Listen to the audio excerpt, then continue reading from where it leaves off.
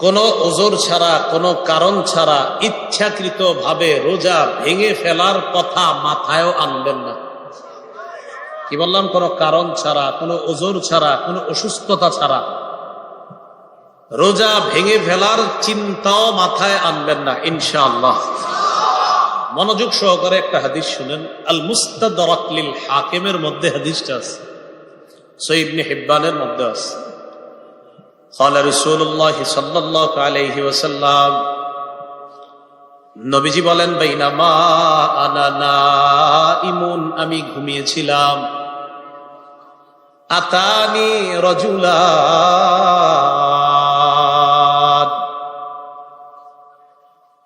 আমি ঘুমিয়েছিলাম, স্বপ্নে আমার কাছে দুজন লোক আসছে।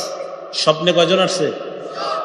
এই যারা রোজা ভেঙে ফেলে তাদেরকে আপনারা এই হাদিসটা নিজেরা আজকে মুখস্থ করবেন, আর যারা ওই যে লাল কাপড় টাপড় লাগায় খায় এদেরকে এই হাদিসটা শোনায় দিবেন। পারবেন না ইনশাআল্লাহ? বাংলাটা মুখস্থ রাখতে পারবেন তো? বাস, শেষের অংশটা মুখস্থ রাখলে চলবে, শুধু শেষের জায়গাটা মুখস্থ রাখলে চলবে। আমি বলছি, মন দিয়ে শুনুন। রাসূলুল্লাহ সাল্লাল্লাহু আলাইহি সাল্লাম বলেন, আমি ঘুমিয়ে আছি, দুই ব্যক্তি আমার কাছে আসছে। আসার পর ফাআখাযা বিদবঈ, আমার বাহু ধরছে, এভাবে বাহু ধরছে। তো ধরার পর আমার টাইনা নিয়ে যাইতেছে, স্বপ্নে দেখতেছে নবীজি। সুবহানাল্লাহ।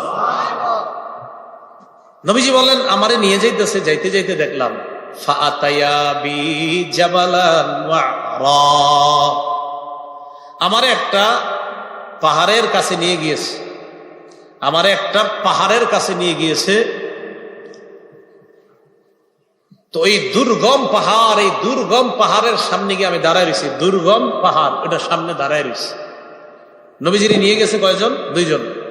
এইভাবে মনে করেন দুইজন রসুলরে এভাবে দুই বাহুতে ধইরা দুইজন নিয়ে গেছে। তা আপনি সামনে এলেন না, দেখলে সুন্দর হইতে আছে, আইসেন না, সমস্যা নেই। মানে দুইজন দুই দিক দিয়ে ধরছে, আপনি ধরেন ওই পাশ দিয়ে হুজুর, এইরকম এরকম ধরে নিয়ে গেছে। বুঝছেন সবাই? এরকম। তো আমাকে যখন ওই দুর্গম পাহাড়ের কাছে নিচে আমি দাঁড়ায় রইলাম, ফাকালা, দুইজন আমাকে বললেন, ইসআদ, এই পাহাড়ের উপর উঠেন। তো আমি জবাব দিলাম, লা উতিকুহু, না না, আমি পারবো না, এই দুর্গম পাহাড়ে, এই পাহাড়ে কে উঠবে, আমি পারবো না। নবীজি বলেন, ওই দুইজন নবীজিকে বললেন, সানুসাহিলুহু লাকা, আপনি টেনশন করেন না, পাহাড়ে ওঠা আমরা দুইজন আপনার জন্য সহজ করে দিব, উঠুন। রাসূলুল্লাহ সাল্লাল্লাহু আলাইহি সাল্লাম বলেন, আমি ঘুমিয়েছিলাম, স্বপ্নে দুই ব্যক্তি আমার কাছে এসেছে, আমার দুই বাহু ধরে আমাকে টেনে নিয়ে গেছে, দুর্গম একটা পাহাড়ের কাছে আনছে। ওই পাহাড়ের কাছে যাওয়ার পর আমি পাহাড়ের সামনে দাঁড়িয়ে রইলাম। আমাকে ওই দুইজন বললেন, আপনি পাহাড়ে ওঠেন। আমি বললাম, আমি উঠতে পারবো না। তারা দুইজন আমাকে বললেন, আমরা এই পাহাড়ে যেন আপনি উঠতে পারেন, এই ওঠাটা আমরা আপনার জন্য সহজ করে দিব, আমরা সাপোর্ট দিব, আপনি ওঠেন। রাসূলুল্লাহ সাল্লাল্লাহু আলাইহি সাল্লাম বলেন, ফাসাইদতু, আমি পাহাড়ে উঠলাম। পাহাড়ে ওঠার পর আমি দেখলাম, ইদান বিআসওয়াতিন শাদীদা, প্রচন্ড আওয়াজ আমার কানে আসতেছে। কোথায় উঠাই আওয়াজ পাইছে? পাহাড়ের উপরে। রাসূলুল্লাহ সাল্লাল্লাহু আলাইহি সাল্লাম বলেন, হাত্তা ইদা কুনতু ফি সাওয়াইল জাবাল, যখন পাহাড়ের মাঝামাঝি জায়গায়, সমতল জায়গায় গেলাম, সেখানে গিয়ে ইদান বিআসওয়াতিন শাদীদা, প্রচুর আওয়াজ শুনলাম, ভয়ঙ্কর আওয়াজ, চিৎকারের আওয়াজ আমার কানে আসছে। ফাকুলতু মা হাযিহিল আসওয়াত, আমি প্রশ্ন করলাম, এগুলা কিসের আওয়াজ? ওই দুইজন জবাব দেয়, আহলিন নার, এগুলা জাহান্নামীদের চিৎকারের আওয়াজ। নবীজি বলেন, সুম্মান তালাকাবি, এরপর আমাকে সামনের দিকে নিয়ে যায়, যাইতে লাগলাম। যাইতে যাইতে ফাইদা আনা বিকাউমিন মুআল্লাকিনা বিআরাকিবিহিম মুশাক্কাকাতিন আশদাকুহুম, যাইতে যাইতে হঠাৎ আমি একদল মানুষের সামনে গেলাম, তাদের দিকে তাকায় দেখলাম পাগুলা উপরের দিকে বেঁধে রাখা, পাগুলা বেঁধে রাখা, মাথা নিচে। আর কি দেখেন? পা উপরে মাথা নিচে। মুশাক্কাকাতিন আশদাকুহুম, এই দুই পাশের যে দুই গাল, এই দুই গাল করাত দ্বারা চিরতেছে। উপরে পাগুলা, নিচে ঝুলন্ত, এইভাবে আপনার গাল ছিঁড়তেছে। তাসিলু আশদাকুহুম দামা, এই পুরা গাল, এই চোয়াল সহ রক্ত পড়তেছে। এই কল্পনায় আনেন, দৃশ্যটা কল্পনায় আনেন, পা উপরে মাথা নিচে, দুই পাশের গাল থেকে রক্ত পড়তেছে। ব্যাপারটা কত ভয়ঙ্কর। রাসূল বলেন, আমি বললাম এগুলা কারা, কার সামনে আমি আসলাম? মান হাউলা? ফেরেশতারা জবাব দিলেন, আল্লাযীনা ইফতিরুনা ক্বাবলা তাহিল্লাতি সাওমিহিম। হুজুর, এরা তারা যারা ইফতারির সময় হওয়ার আগেই ইচ্ছাকৃত ভাবে রোজা ভেঙে ফেলে, এরা তারা। আর যারা রোজা রাখে না তাদের অবস্থা তো আরো ভয়ঙ্কর। রাসূল বলেন, একদল হুজুর ইচ্ছাকৃত ভাবে রোজার সাথে তামাশা করে, ইচ্ছা করে রাখো, মন চায় আমি রাখবো, মন চায় রাখবো না, ইচ্ছা করে যারা ভেঙে ফেলে, এদের এই অবস্থা এটা চলতেই থাকবে। পাগুলা উপরের দিকে দেওয়া, মাথা নিচের দিকে দেওয়া, দুই পাশের গাল বেয়ে বেয়ে রক্ত পড়তেছে। এরা কারা? যারা ইচ্ছাকৃত ভাবে রোজা ভেঙে ফেলে। তাহলে অবস্থাটা কত ভয়ঙ্কর।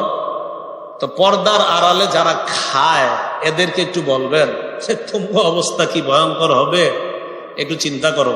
আল্লাহ কথাগুলো বোঝার তৌফিক দান করো। রাসূলুল্লাহ সাল্লাল্লাহু আলাইহি ওয়াসাল্লামের এই হাদিস থেকে আমরা বুঝলাম, রোজা ভাঙা দূরের কথা, রোজা ভাঙার চিন্তাও মাথায় আনা যাবে না। আব্দুল্লাহ ইবনে মাসউদ রাদিয়াল্লাহু তাআলা আনহুর বর্ণনা কি বলে দেখেন। তিনি বলেন, মান আফতারা ইয়াওমান মিন রমাদানা মুতাআম্মিদান মিন গায়রি সাফারিন ওয়ালা মারাদিন, কোন ব্যক্তি যদি ওযর ছাড়া ইচ্ছাকৃতভাবে রমজানের একটা রোজা ভেঙে ফেলে, কয়টা? কিভাবে? ইচ্ছাকৃতভাবে। লাম ইয়াকজি আবাদা ওয়া ইন সামাদ দাহরা কুল্লা, সে ওই এক রোজার বিনিময়ে যদি সারা জীবনও রোজা রাখে, তাও ওই রোজাটার হক আর আদায় হবে না। যদিও এক রোজার কাফারা আছে, 60টা রোজা রাখা, কিন্তু কাফারা। কিন্তু ওই যে এক রোজা রাখলে যে আপনি যে বেনিফিট আল্লাহর কাছ থেকে পাইতেন, এটা আপনি সারা জীবন রাখলেও এই ফজিলতটা আর পাবেন না। কয়টা রোজা? মাত্র একটা রোজা ইচ্ছাকৃত ভাবে কেউ যদি ছেড়ে দেয়।